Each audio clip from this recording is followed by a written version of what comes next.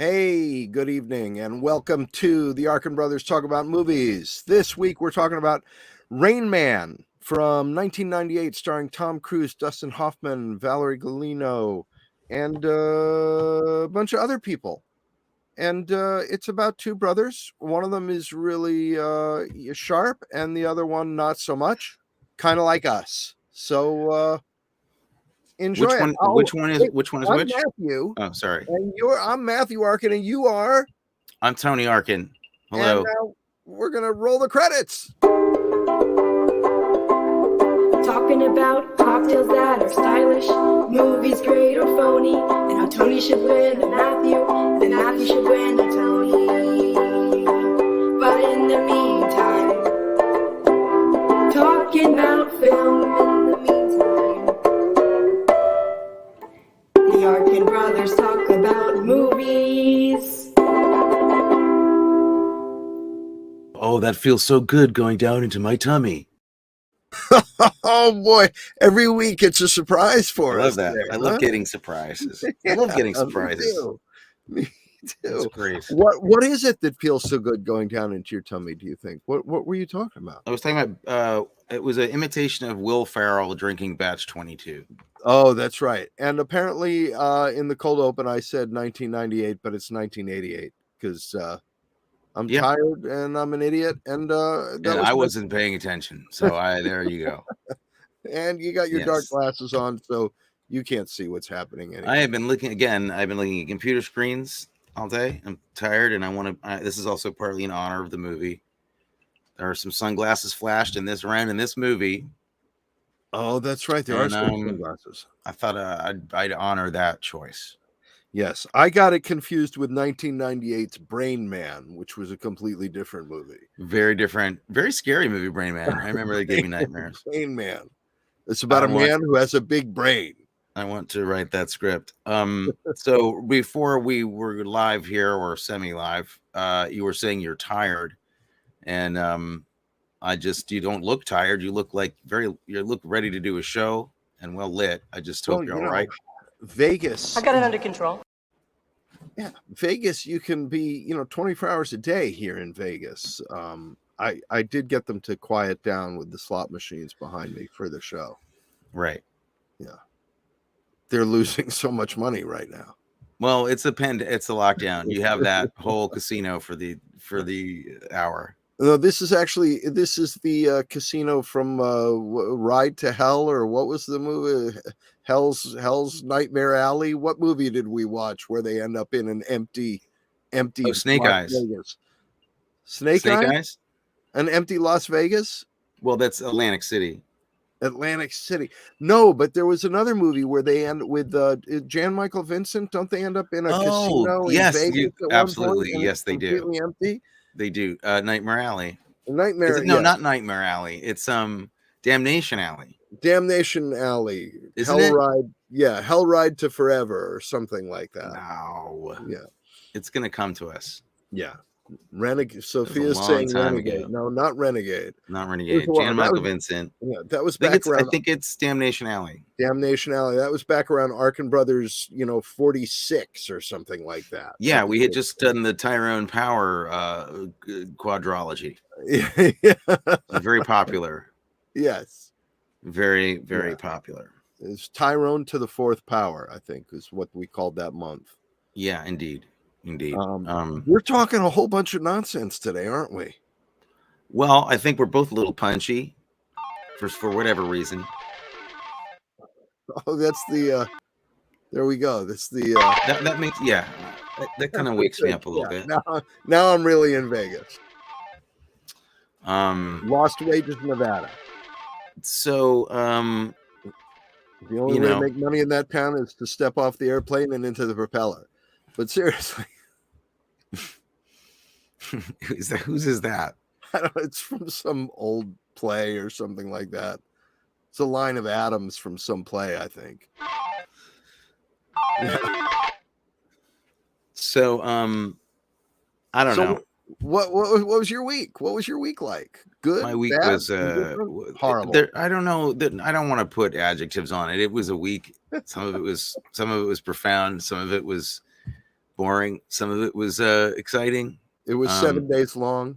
7 days of it, and they just they were relentless. Any They didn't. good food? I probably had the best meal was tonight of all the whole week, and I made pasta sauce, but it just worked out. It was just like one of those. It just worked out. Okay. Simple, homemade tomato sauce. It's really boring. This is a boring thing to say. What did you eat? Are you okay? I had one of the best steaks I ever had in my life last night. Get out of town. Where was this? Went to a place called Eddie V's Steakhouse in Newport Beach. Eddie the name. Yeah, it's a chain. They've got several of them. Very high-end steakhouse chain. And I went there with one of my partners and a new rep from our bottler. When we went there to meet with the manager and introduce him to Batch 22 and try and open up this chain, because if we can get into all 27 or however many there are of Eddie V's steakhouses, it would be a big coup for us. So we sat at the bar and had dinner, and I ordered a bone-in ribeye steak that was one of the best steaks I've ever had in my life. And I'm not saying that because we're trying to get an account there. If they'd told us that they didn't like Batch 22, I would still say one of the best steaks I ever had in my life. In a weird way, it might make you feel it was even better steak because, I don't know what you mean by that. No, like you would probably I'd really be telling the truth. No, it's like if they were going to reject it, it might as well be the best steak you've ever had. It better be the best steak. If it's a club that won't have me as a member, the steaks better be really good. Right. If it's an Arby's, then they better have. And then with some nice grilled asparagus and some lobster mashed potatoes. That's crazy town. I've never had that. Me neither. Just mashed potatoes with 5 sticks of butter and a bunch of lobster claw in it. Great. It's pretty. I don't see a problem. I don't see a problem. Pretty insanely good dinner. And tonight I'm having raw ground kale all day. That's all I'm having. Okay. To make up for it. Make up for last night, which was you deserved it. You deserved it. If it was a positive experience. It was an incredibly positive experience. So I'll be back there for more steaks. So that's our show. Next week we have next week on Dinner Time. Darjeeling Express next week. I think everybody's a winner on this show, as it turns out. Yes. Yeah. First bet is on us. Oh my goodness. I could just keep listening to that for the next hour. Oh, this does remind me. There is one thing I'd like to bring up. Friend of the show, Stephanie Spinner. Has Ebola? No, God, no. But that is a funny story. There was a somebody misconstrued. That's a very funny story. Uh-oh. But Stephanie was asking about the end of, in an email, about the end of Snake Eyes, because we mentioned Snake Eyes just a minute ago, and that's why I remembered this. Yes. And I realized as I mentioned Snake Eyes that I didn't email her back, so I will, but maybe she'll actually hear this episode before I email her back about that, and say that the answer is to what was the red. Ruby looking thing in the wall at the very end of the movie. I had to kind of go back into the databanks for this, but it is the ring worn by the female spy who doesn't make it, and that's where they've dumped her body. We get to learn. Anyway, again, that's it for our notes tonight on Arkin Brothers Talk About Movies. We talked about movies. Joke, Ray? Yeah. And we talked about, what we did this week. And so I think we've done our show. Yeah, there we go. All right. It is time to talk about Rain Man, which it seems I'm scared. I'm a little nervous. We're dancing around. Both of us are afraid to broach the subject. Mm. I'll dive in where angels fear to tread. You're This very movie braver than I am. opened in 1988. It was nominated for many, many awards. It won many, many awards.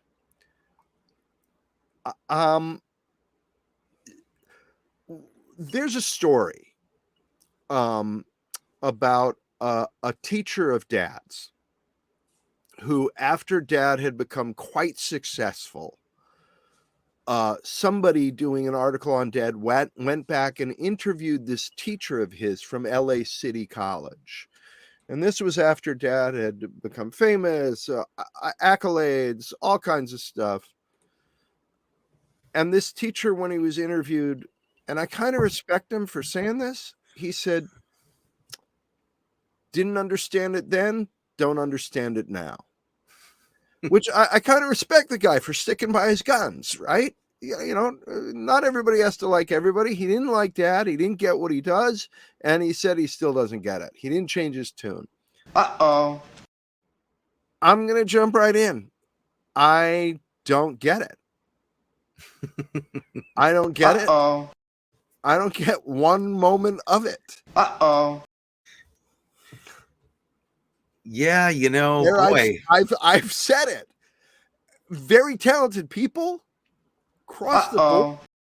Yeah, across the board.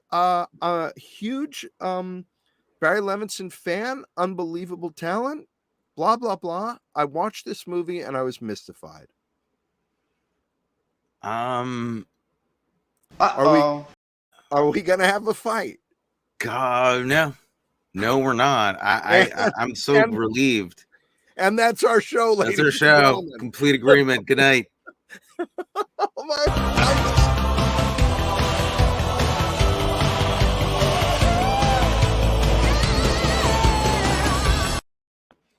Yeah, well, we're up against it because, you know, I mean, the reviews on this thing are crazy. It's like people love this like they like Shawshank, and I realize we're not at the forefront here, or maybe we are at the I'm gonna forefront. dive in with that shot that was just shown of the two of them coming down the escalator in their new suits that they've just bought from a very fancy tailor. They've just spent a boatload of money on suits from a very fancy tailor, and Tom Cruise plays the brother who is not an autistic savant, etc., and Dustin Hoffman does. And the thing I object to is that I don't care what your mental capabilities are. If you go to a freaking great tailor and pay him money, you're going to look awesome in that suit. And there's absolutely no reason to have them coming down that escalator and have Tom Cruise's suit look phenomenal and Dustin Hoffman's suit look like, oh, I'm the idiot savant character. I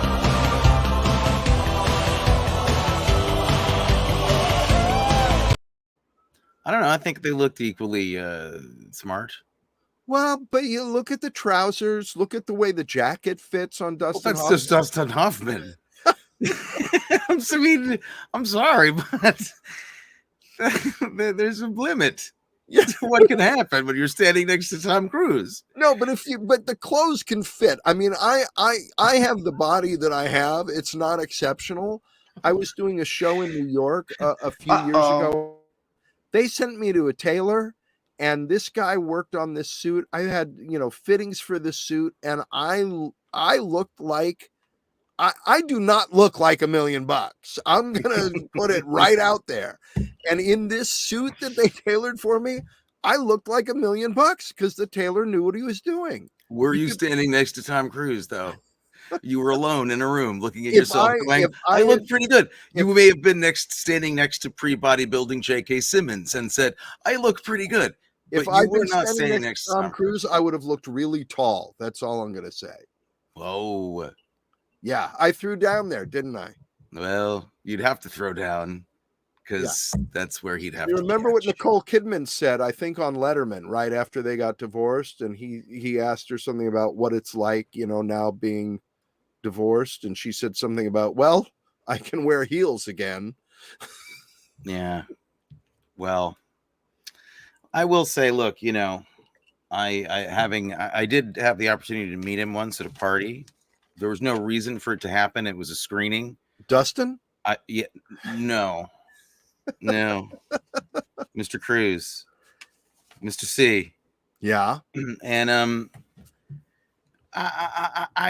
let me put it this way: the first thing that you think when you meet him isn't, "Wow, he's short." It's just not. You're really thinking about other stuff. And later, it kind of occurs to you, like, it occurred to me, like, oh, we were actually about the same height, and he probably had maybe lifts or something. I don't know. But that's not what you're thinking when you're meeting him. You're not thinking, oh, this is a little guy.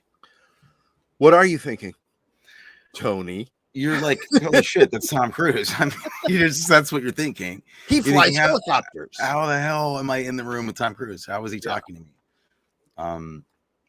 So all I'm saying is he doesn't, you know, he's not like, but I get your point. They are the same size here, pretty much. Yeah. The best thing I'll have to say about it is that it is kind of brilliant casting them as brothers. I mean, it is. I don't have a brother. Yeah, that's my show. Those are my notes. That's your show.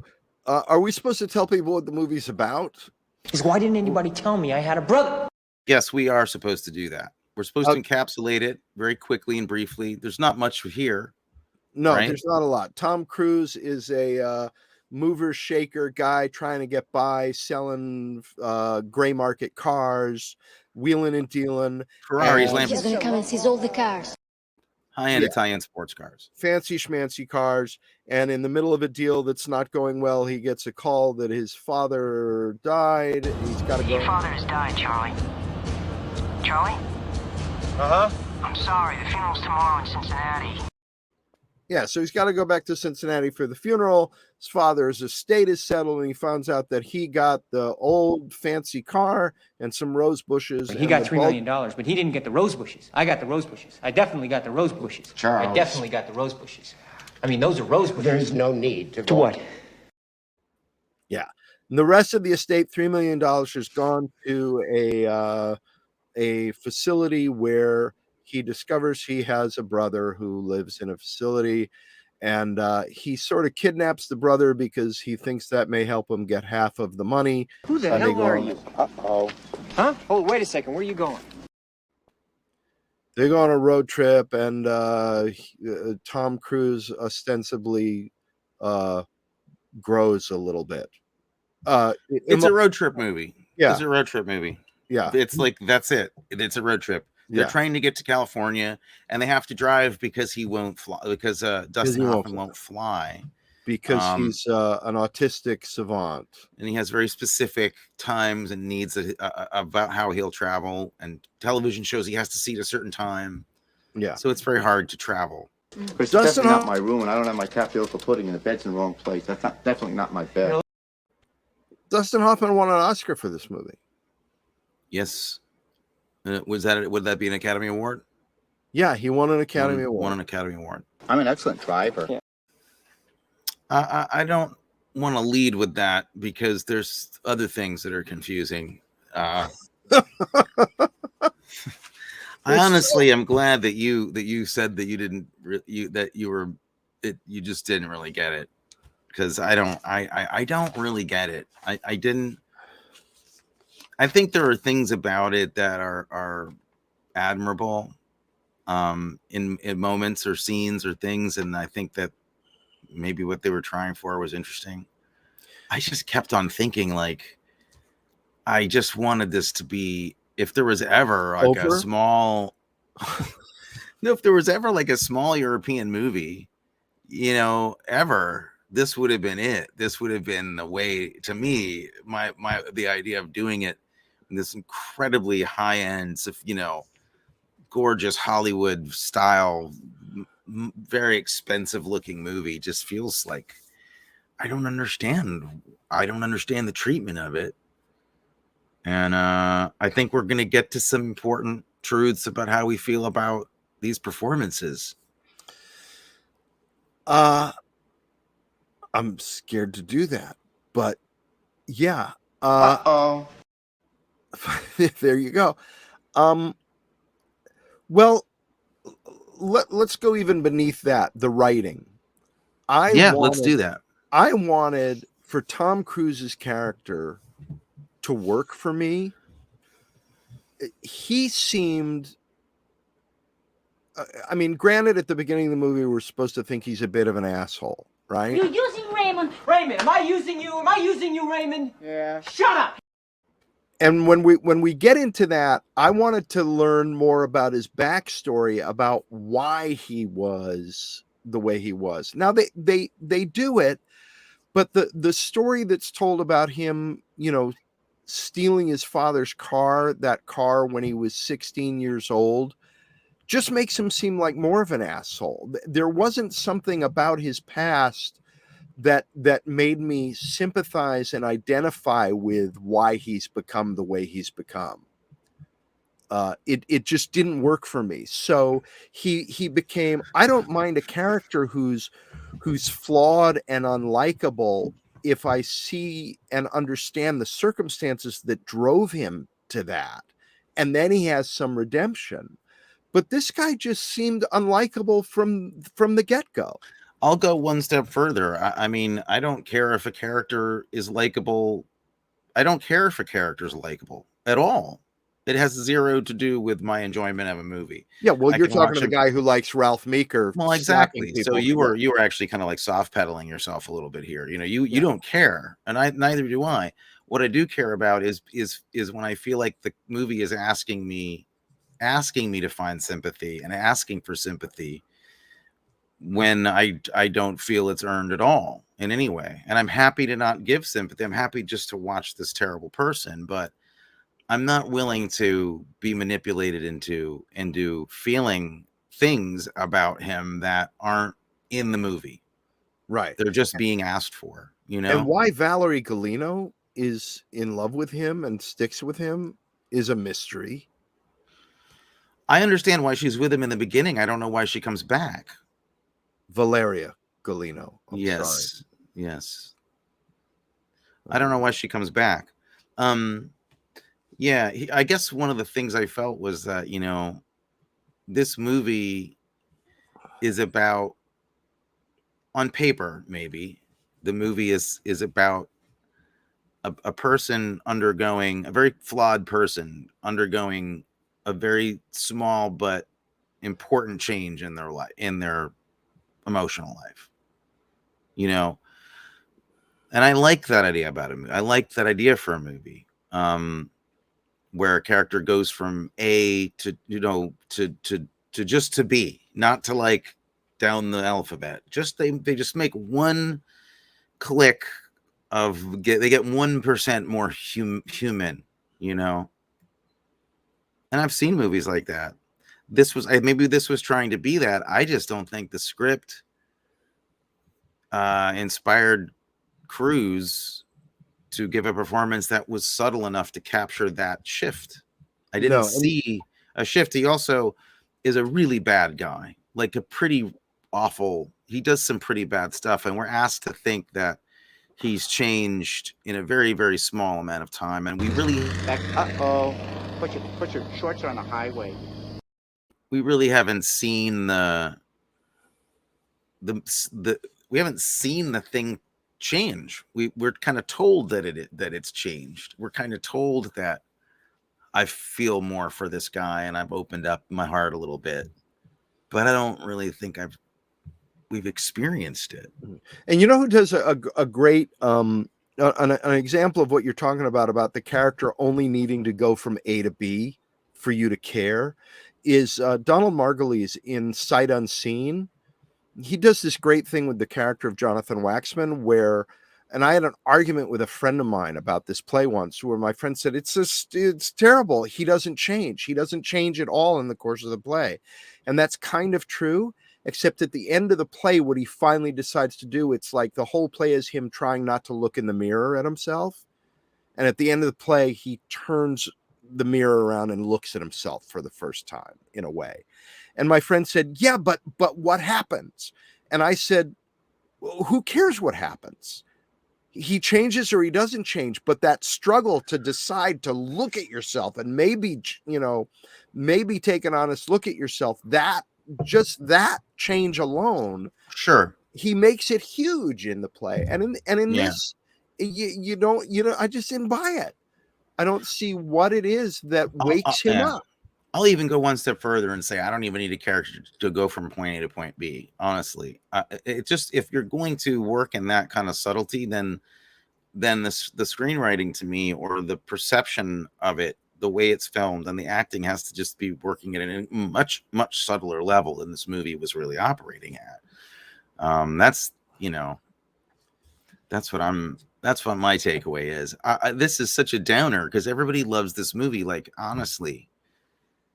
Well, that's what makes it a horse race. If there is a hell, sir, my father's in it, and he is looking up right now, and he is laughing his ass off. I also, I have a lot of respect for Tom Cruise, as I've said on the show, in various ways. I think he's an incredible movie star. He's probably the last one, and he's a pretty great movie star. He puts out some great films, and he cares about what he makes, I think. And he's been really great in some movies. I don't think this is his movie, though. No, I really don't. I gotta say, I think I don't really think it's either of their movie, but I just feel them kind of playing at it a little bit, and I don't know. I don't really have an issue with I guess with Dustin Hoffman playing this character. I suppose some people might. I don't know really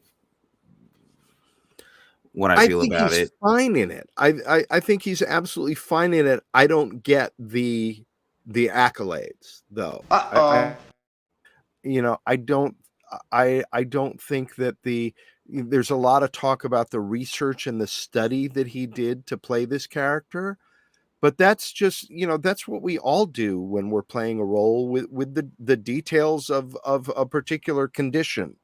It just doesn't, I don't see it as, what was it that Robert Downey Jr. says in Tropic Thunder, swinging for the fences. Yeah, I was swinging for the fences. I thought of that. But he's not swinging for the fences in this. He's doing a thoroughly accurate, workmanlike portrayal of a particular condition. But that's technician work. That's not brilliant acting in my book. And nothing against Dustin. I love him in certain movies. I'm trying to sit here and figure out why like guys like John Seal are involved in this movie. Like John Seal is cinematographer, he's incredible, epic, Mad Max, English Patient, Witness, Talented Mr. Ripley, like some of the most beautiful, epic movies. And this movie's beautiful in places. That's what does that have to do with anything? It doesn't have to do with the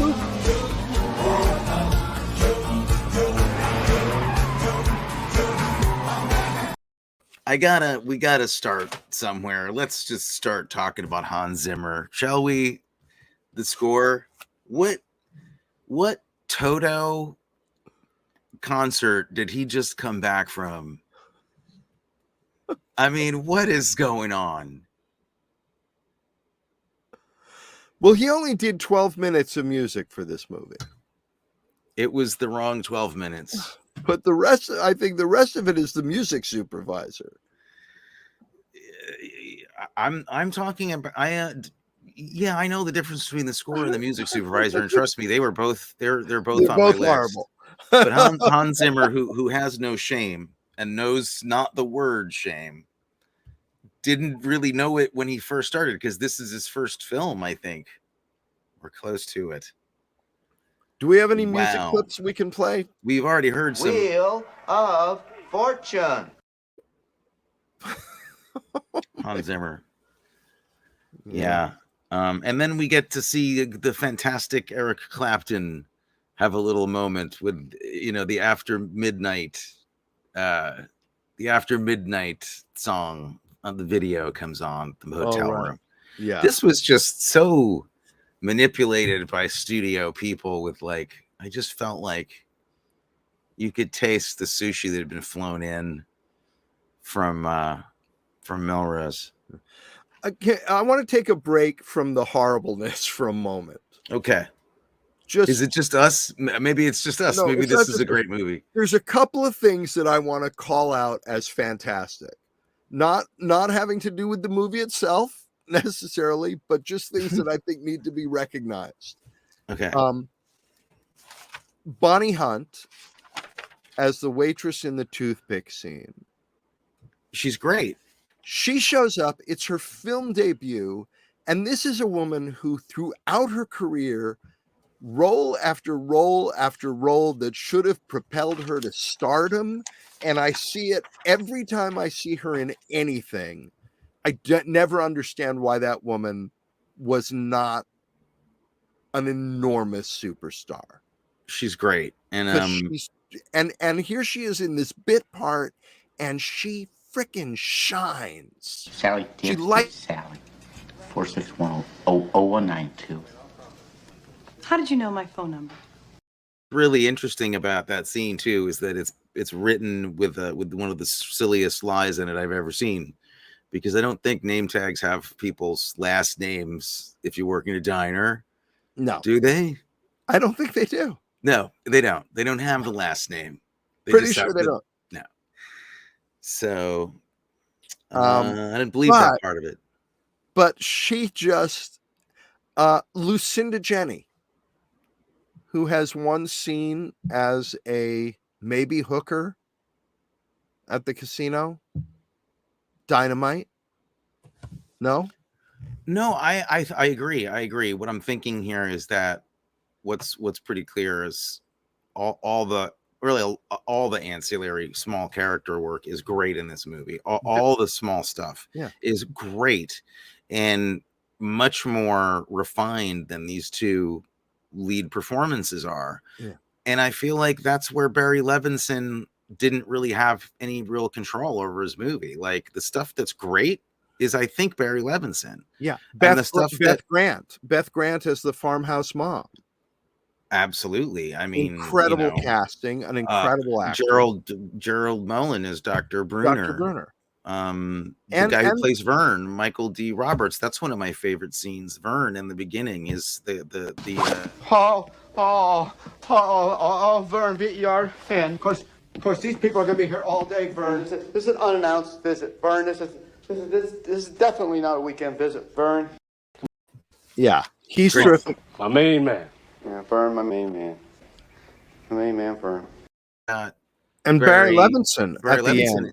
Doing great work, kind of a la, Sidney Pollack, who turned down this movie. He was going to direct this movie and didn't do it. You know who that was supposed to be in that last scene as the doctor? Well, other than Sidney Pollack, no.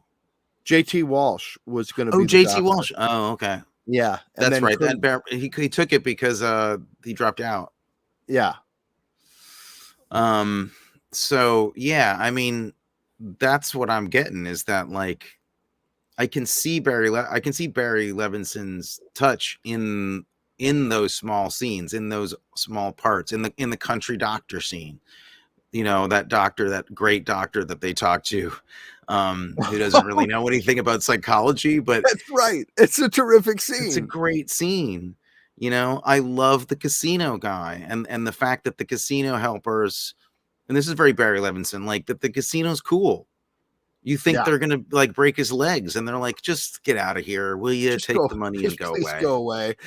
Yeah. And, that was, that felt like the Barry Levinson that I know. And then the rest of it just felt like he was making a movie that he just didn't have complete control over, because these two lead giant stars, I would imagine, are a little hard to direct. And I don't mean that I don't mean that they take direction badly. I mean that it would be hard to know how to direct them if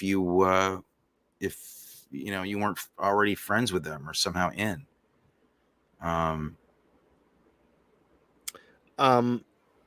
Ray, do you know how much a candy bar costs? About $100.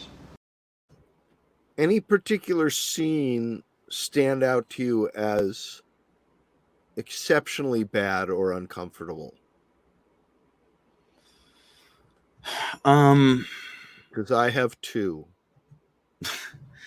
No, you mean like badly done? Just things that were kind of squirmy for you? Yeah, really squirmy and left me thinking, could this have been,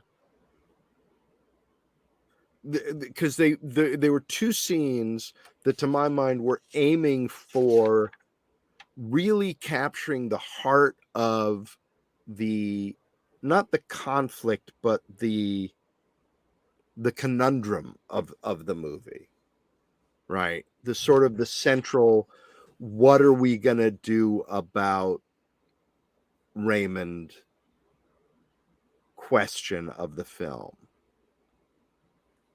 I'm not thinking of a scene particularly.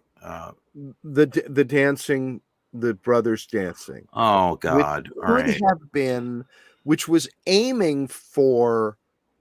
I felt like they were aiming for a scene that would be epic and memorable and just heartbreaking in its simplicity and beauty, and it missed by a country mile.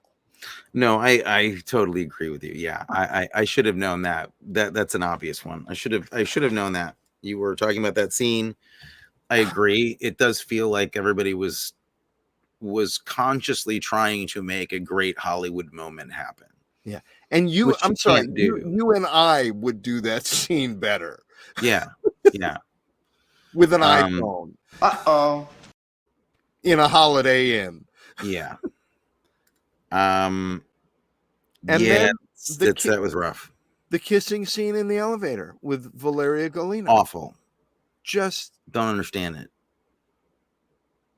But here's the thing though. Okay. What I don't understand, and this is where I get confused. Like, is this whose fault? Is this, could the script be, could that have been the most brilliant thing in the world if the movie wasn't asking me to think that Valeria Golino was a great person in this moment?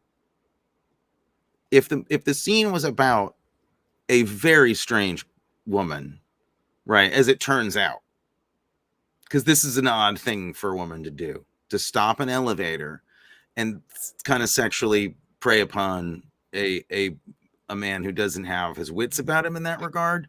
Yeah. That's a strange moment.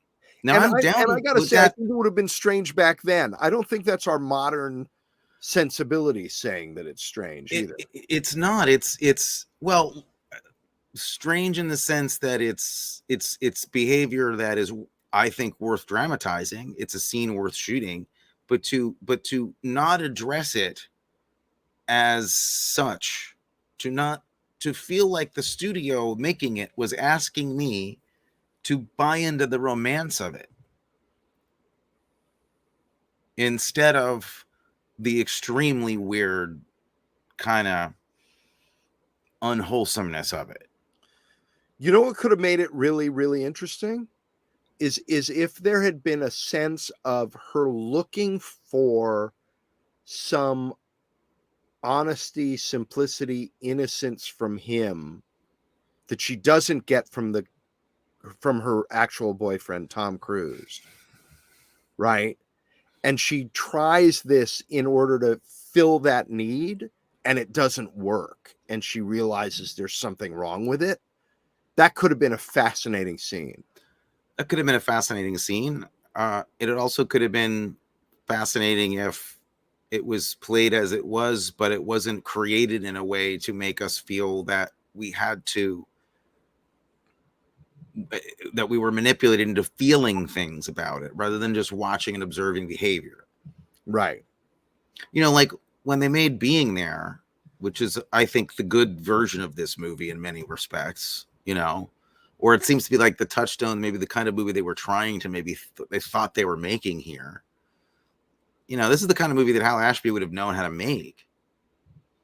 And being there has scenes like that where, you know, Peter Sellers playing someone very similar to Dustin Hoffman in this movie is kind of preyed upon by a woman, and it's a very odd scene, but it's not played for sentimentality.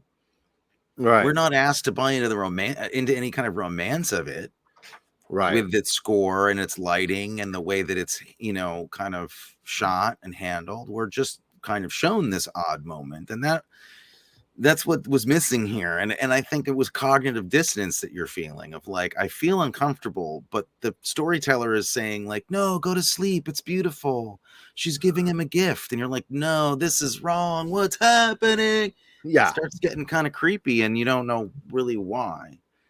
So and it's not that kind of movie. It's not a movie that really needs to work at that cognitive dissonant level where it should be trying to hurt you. You know, I read that originally the script was originally written, and I think this could have been really interesting with Dennis and Randy Quaid in mind. Yeah, that's along the lines of where I think this movie really would have been great. If there was ever a part for a young Jack Nicholson, it would have been this part. For this, you know, would have been the Tom Cruise role. And I feel like that desperation, you know, that hustler desperation that Nicholson could have would have been uglier and more forgivable because it was so desperate. And I don't know that Cruise is depicting somebody that I want to I don't even know if I want to see him learn a lesson. You know, I don't even know if I want this guy to grow up. I don't want to really hang around him. It's not detailed enough for me to really care. Boy, we are going to town on it. Do you have other stuff to say before we get to kind of the fun stuff of our silliness, our double features and our things like that? I do have a couple of things to say. I think watching Tom Cruise try to smoke cigarettes is one of the weirdest things I've ever seen in a movie. Wasn't that strange for you? Yeah. I'm looking at, we have some things our producers are talking back to us here. Nicholson turned down Raymond. Interesting. Okay, interesting. I that makes sense. It's a very Nicholson-y kind of role. And also, the elderly gentleman in the waiting room talking about the Pony Express was great. Yes. Well, that is that's what I have down as my role. Okay. Let me see. I would love to play that part, just rambling on about, because I do that in life. With the family, we'll be out to dinner and somebody will ask a question, I'll go, oh, well, you know, it's interesting. And then I can see after 5 minutes, everybody's sort of tuning out. It's like, Matthew, we just asked a question about salt. We didn't. No, I think you're shortchanging yourself. I think you're the Barry Levinson role. Oh, really? Yeah. Oh, you just have to get Johann Sebastian Bach's hair piece out of storage. I wore that hair in a show at South Coast Rep. So you have access to it. We'll put you in that part. And I had you as Lenny. Oh, that's me too. Thank you. Had you as Lenny? Yeah. Yeah, it was Lenny or the casino director, but I think Lenny, that's the part I would end up getting. Cool. All right. We saw eye and eye on that. Nice job. Who did you have me as? I told you Barry Levinson. Oh, Barry Levinson, right. Okay. Yeah. I do like the fact that they were watching Sweet Smell of Success in one of the hotel rooms. Yes, that was pretty cool. That's a movie about unlikable people that doesn't matter. They don't learn or grow either, and it's great. No, it's great. Do you have what do you think is the best way to watch this movie? The best way to watch this movie would be in one of those TV chairs at the train station that they have. That they had in the movie. Yeah. Yeah.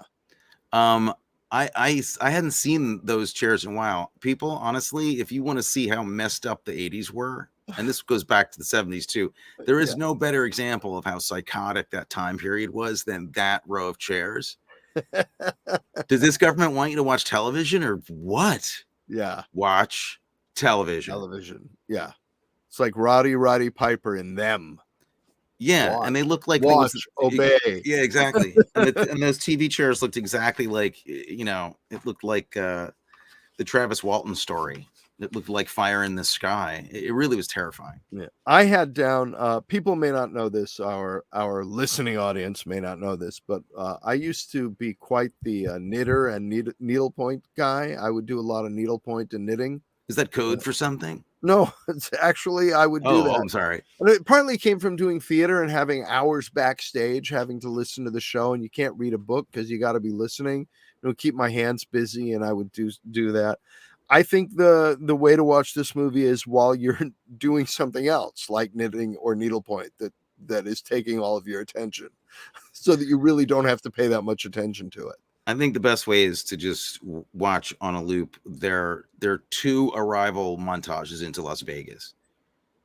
If you have any doubt that the city of Las Vegas paid for part of this movie, yeah, and let them shoot wherever they wanted to for some free advertising, those are 2 long montages about driving into Vegas. One at night, one in the daytime. When was the last time you were in Vegas? It's been a while. Because it doesn't look that looks like a quaint old that's Midwestern like, ghost town. That looks like Fear and Loathing. It looks like Fear and Loathing and is happening. It doesn't look like that at all today. It's been a long time, but more recent than that. And your double feature for this film. My double feature would be this, and the last detail. Ah, okay. Yeah, which has got Nicholson and Quaid in it. Yeah, that's good. I had 1939's Of Mice and Men with Burgess Meredith. That was my second choice. Burgess Meredith and Lon Chaney Jr. Yes, that was my second choice. Amazing! Oh, I can't believe it. We are in sync tonight. We were of like mind. Yeah, oh my exactly. God, that's so great. Yeah. Yeah, and recasting. I had one way of recasting this movie where I think actually it would be interesting to watch. Me too. What was yours? Young Greg Kinnear in the Tom Cruise role, and Steve Carell in the I can see it. Role. I can see it. They'd be great brothers as well. I can totally see that. Well, they played brothers in Little Miss Sonnenschanz. Yes, they did. That's true. That's good. That's very good. I went a different direction, but also with a more serious vibe. And I put De Niro in the Cruise role and John Cazale in the Dustin Hoffman. That would be spectacular. Particularly, and you could have the same scene of I'm smart, I know things. You could put that scene right in. You could. The whole My father died. You know that he died last week? Did they tell you that? I don't know. I'd like to see a mashup of this and the Pacino Cazale relationship in Godfather 2. Yeah, me too. It's weird. Michael Caine apparently says that Rain Man, that Tom Cruise's favorite performance in film is Tom Cruise in Rain Man. And I don't know why I bring this up except to say that it remind me not to ask Michael Caine for like recipes for dinner or anything else because yeah, we need to talk to Michael about that. I say Michael as if we know him. We hang out with him. Well, if you say Michael Caine, people think you're talking about your cocaine. My cocaine. I'm trying to think if there's anything super, wonderful to mention, except once again, I'd like to mention that we have to sit through Eric Clapton videos. Okay. Why in God's name would you put an Eric Clapton video in your movie? And what was that song playing when they got to Vegas? What crazy Walk the Dinosaur nonsense was happening? Masculine. Walk the dinosaur? Is that the Bangles? Walk the dinosaur? No, let's walk like an Egyptian. Oh, that's right. Well, next week we've got a good movie. I suspect. I haven't seen it. What's the movie? Wes Anderson, Wes Craven, Darjeeling Express. No, Wes Anderson's Darjeeling Express. Is it Darjeeling Express or Limited? Darjeeling. Oh no, you've got me confused. It's Darjeeling Limited. It's the T train. You have to tell the correct title of the movie. Is it Darjeeling Limited? Darjeeling Limited. Wes Craven is the Darjeeling Express because Exactly. they skip all the stations and they say, "Why aren't we stopping? It's out of control. The devil has control of this train. It was the boogeyman." And that so the Darjeeling Limited. Yeah. Owen Wilson, Adrian Brody, Jason Schwartzman as brothers. I feel like maybe the I don't have a brother. You do tonight, man. We are on the same page. We are brothers tonight. I think much in a way, much to the show was suffered for us agreeing here. I'm sure the audience would have liked it if we duked this one out, but yeah, this was this was like a bad 80s memory. This was an 80s that I don't need to go back to that 80s. There's things I liked, but not that.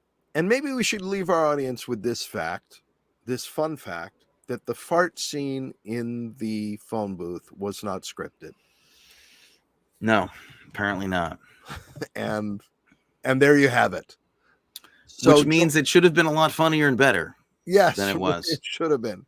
So let's please join us next week for the Darjeeling Limited Express by Wes Craven Anderson. Rounding out, coming close to the end of our Loving Brothers marathon. Loving Brothers.